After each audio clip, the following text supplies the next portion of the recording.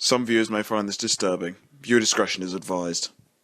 I'm just gonna come out and say it. This is the worst episode of the entire show. Family Guy's worst episode. It's worse than Seahorse Seashell Party, it's worse than Fresh Air, it's even worse than Life of Brian. Speaking of that episode, I thought that it was just another ratings trap. But between this particular episode and another episode that I'm eventually going to review, Brian's a Bad Father, I can see that this is something a little bit more insidious. It's called leverage, and it is one of the most underhanded, diabolical writing techniques that I've ever seen. Phase 1 is to kill off a character and let the audience know that you can and will do it, because he's nothing more than a pawn in their sick little game. It also lets them see how much love and care there is for that character. Phase 2 is to bring them back because you're not competent enough to handle change, and you're afraid of bringing your show to new heights. And people will love you for this because you brought back their favorite character. Phase 3 is to rip the character from his original personality and let him do whatever the hell you want him to do. Here's what I mean. You can't get upset at Brian for taking blatant advantage of his kid because he could be gone at a moment's notice. You can't get mad at Brian for screwing Quagmire over in realty. We're willing to let Brian get murdered by Quagmire. You can't get mad at Brian for giving a baby an STD, or we'll just kill him off again. I know that that sounds like a stretch, but if the Life of Brian fiasco taught me anything, it's that yes, Family Guy is willing to do any dirty, underhanded tactic to gain controversy, to gain views. The fans don't care. Fox doesn't give a shit. The FCC can't do shit. They can do whatever the fuck they want, and they'll never get canceled. But I'm still reluctant to review a lot of these Family Guy episodes, even if I don't have to worry about copyright shit. I mean, bad Family Guy is beyond piss poor writing. I mean, SpongeBob, the bad episodes are what? A character being tormented for no reason? Stupid writing? Yeah, a lot of bad Family Guy episodes are bad on those merits. I mean, Life of Brian and Seahorse Seashell Party were easy. I personally went through those kind of things. But episodes like Not All Dogs Go to Heaven, Screams in Silence, and Quagmire's Dad, they're pretty much the equivalent of a guy thinking that he knows everything on harsh real-world topics because he spent 2 minutes on Wikipedia after a troll edited the page. When you write stories that deal with these issues, you can't afford to get any details wrong. I don't care if it's a comedy. If you're in a world of zany wackiness, then as the saying goes, why so serious? Do you guys really think that they're spouting off any of these bullshit morals to be funny? No,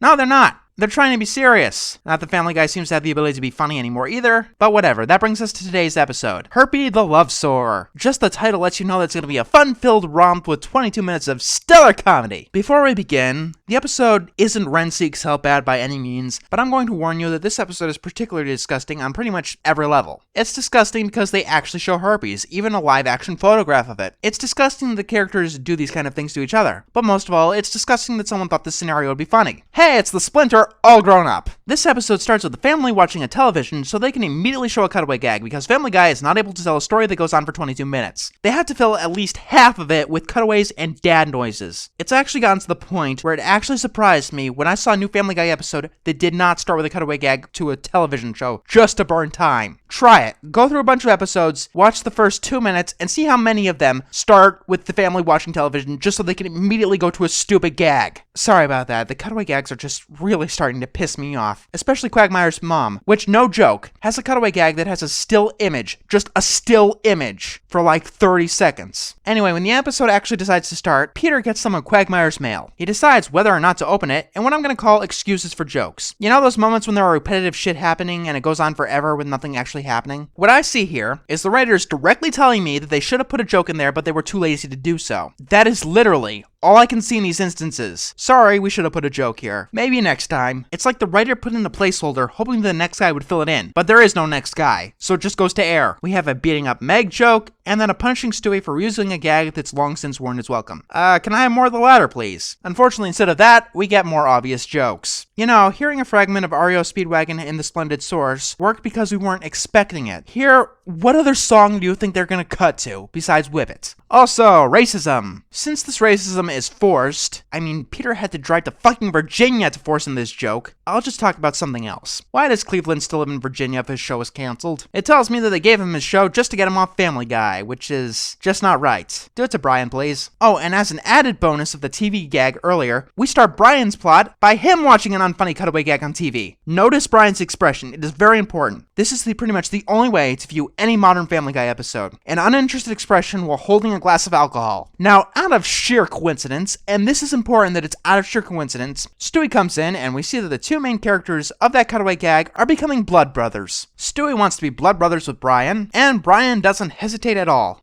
I really feel feel the bond, Brian. I feel like we're closer now. More connected, more intertwined. Oh, wait to see what the show has in store for you two. So yeah, that's gonna be a thing. I don't like to judge things before they come out, but I'm pretty sure I'll have to talk about that one in the future. We cut back to Peter's plot for no reason, and that's when this one starts turning bad. They decide to forget about the whip completely, and the group finds that their favorite seats at the bar are all taken. They talk to these guys, and then they try to fight. Stupidly. Also, I want to show you how rude and generally unpleasant these gentlemen are, because if you thought that the plot where Brian gives Stewie herpes was the only bad plot of this episode, you'd be wrong. We get 2 bad plots for the price of 1. Although, with the herpes one, you could probably cash it in for like 10 or 20. Speaking of which, Stewie wakes up with herpes.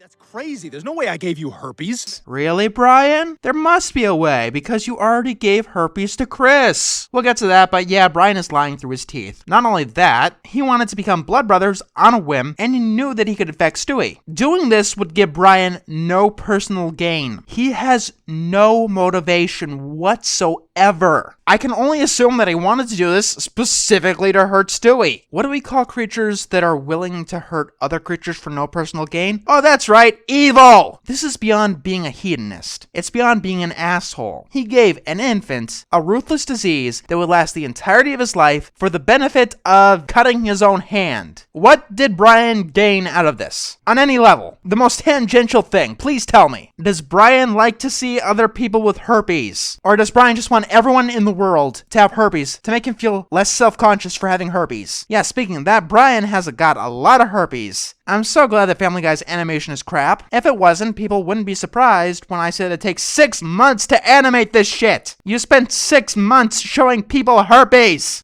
You bastard! You knew you had herpes and you still agreed to swap blood with me! Yeah, about that. Can I get a reason? I need a fucking reason! When people do this shit in the real world, they generally don't do this to infect other people, nor do they do it for their own health. They do it to get sex out of someone they don't give a shit about. But we can't have Brian fucking Stewie because I don't know. I mean, they're willing to do anything else. The vibe I get from this scene is that Brian doesn't give a crap about Stewie. Right after an episode that went on and on about all the good times they had together. Crap, man, this kid is the reason you're alive.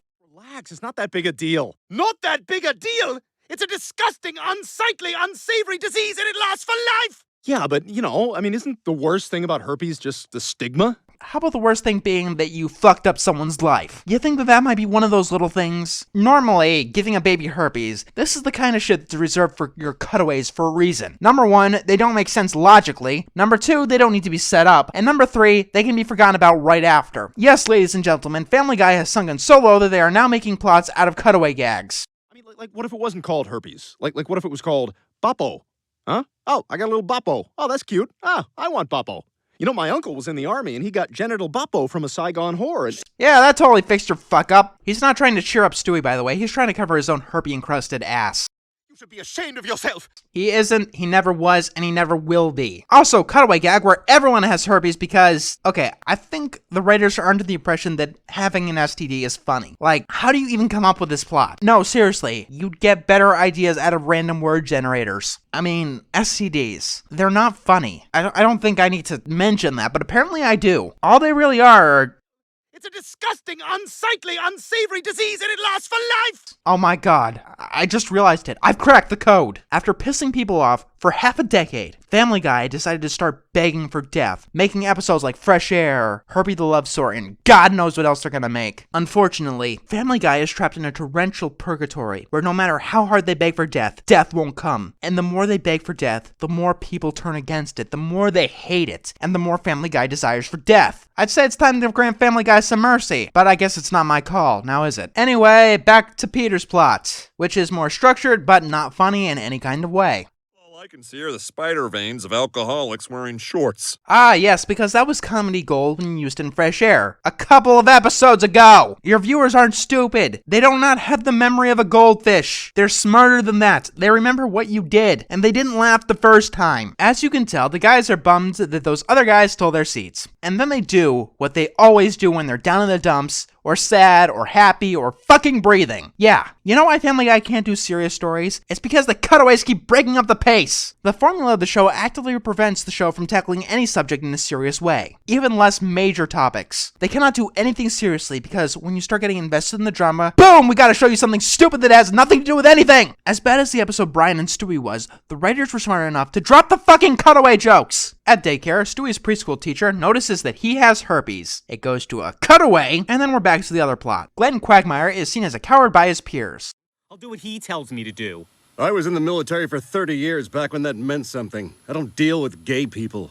I don't get you at all. Joe is called a coward by his wife, and Peter is seen as a coward by his family. Okay, did I miss a scene or something? Oh yeah, it was the scene where someone went around telling everyone that Peter and his friends were cowards. They had to pick between this plot-relevant scene and one of the cutaways, and honestly, it came down to the wire. But they thought that the cutaway gag was much more important than having a scene that could actually connect the plot together. I'm joking, of course. They didn't even consider the plot crucial scene.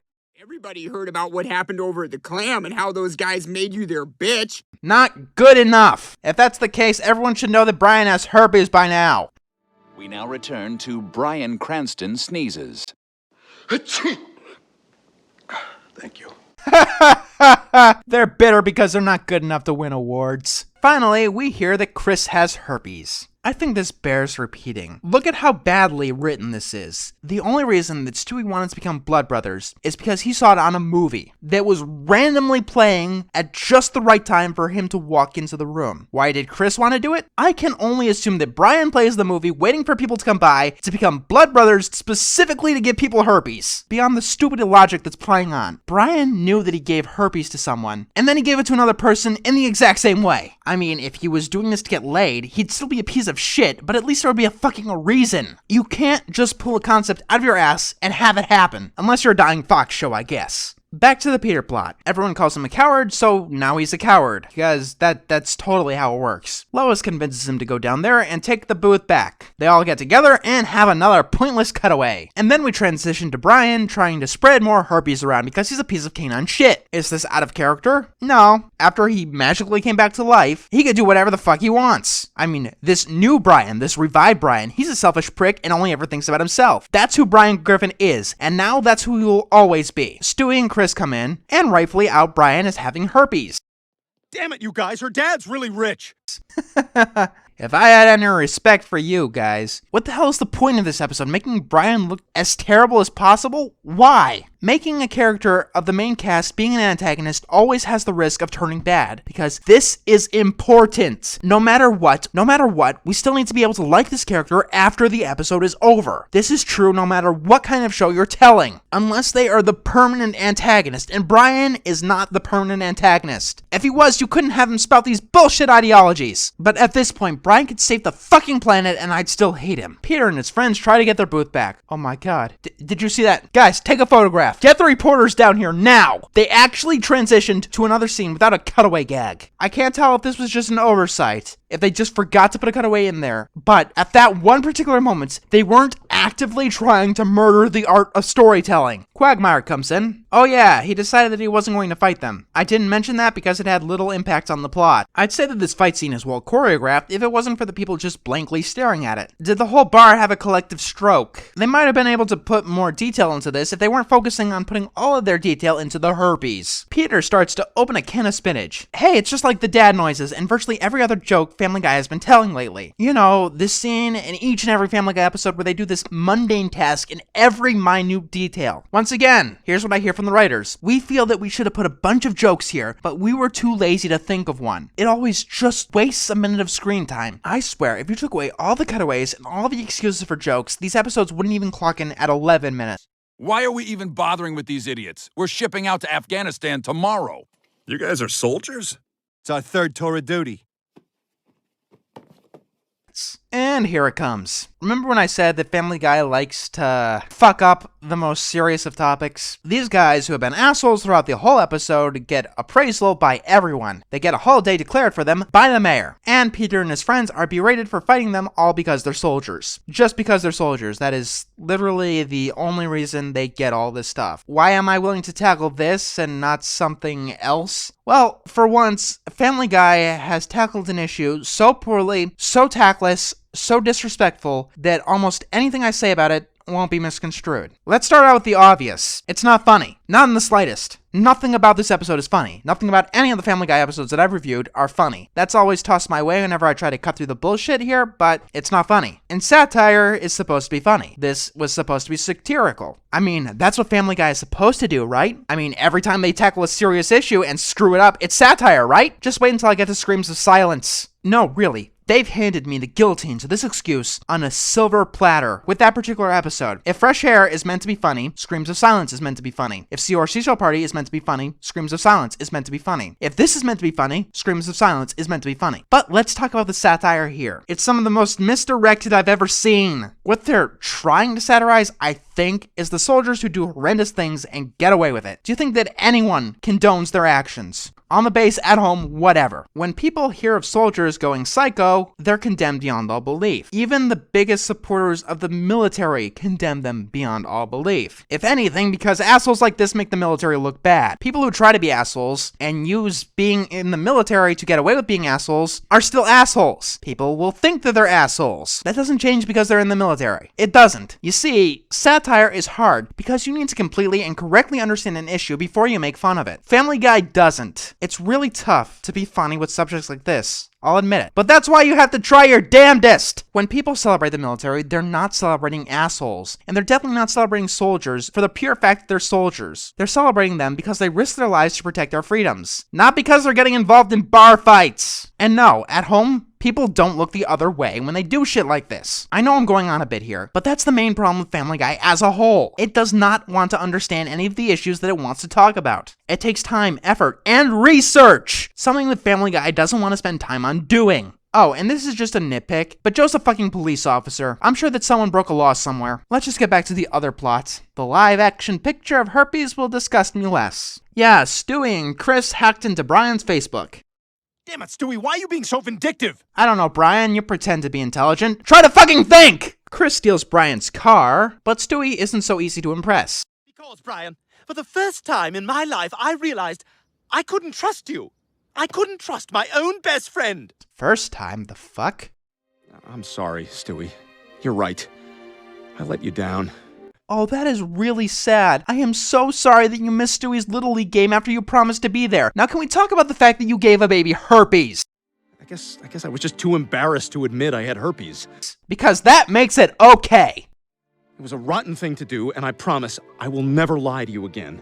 Don't lie. That's the moral that they were going for here. The two morals of this episode are soldiers could do whatever the fuck they want and they'll be celebrated for it, and you shouldn't lie. It has become painfully obvious to me that bringing Brian Griffin back was a mistake in every sense of the word. This character is unsalvageable. Not only is there nothing likable about him, he's not even trying to defend what he was doing.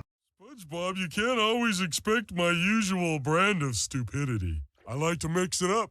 Keep you on your toes. At least he knows that what the fuck he was doing is a bit out of the ordinary. Brian is treating giving Stewie herpes like he accidentally bumped into him at a store or something. Maybe I could accept this on some bizarre level if Brian was supposed to be an idiot, like brain dead, like a zombie. But he's supposed to be an intellectual character. Okay, Stewie, you're a genius. I know you're a genius. Do you actually realize what just happened? He gave you an incurable disease, one that you'll never be over for the rest of your life. This is until the point where you die, where you do not exist anymore, where everything you've done in life no longer matters. Brian is not sorry that he did this, or at the very least, is more sorry that he lied to you when the lie was impossible to keep. You must be in some serious fucking denial. You two realize that bringing Brian back was a mistake and you just don't want to admit it. And we end on a gross out gag. I'm done here. I am just so disgusted with this episode. Yeah, give Brian another chance at life. Let's see what the fuck he does with it. And I'm not done with what has happened to this character either. There are at least 2 more episodes where he's horrible.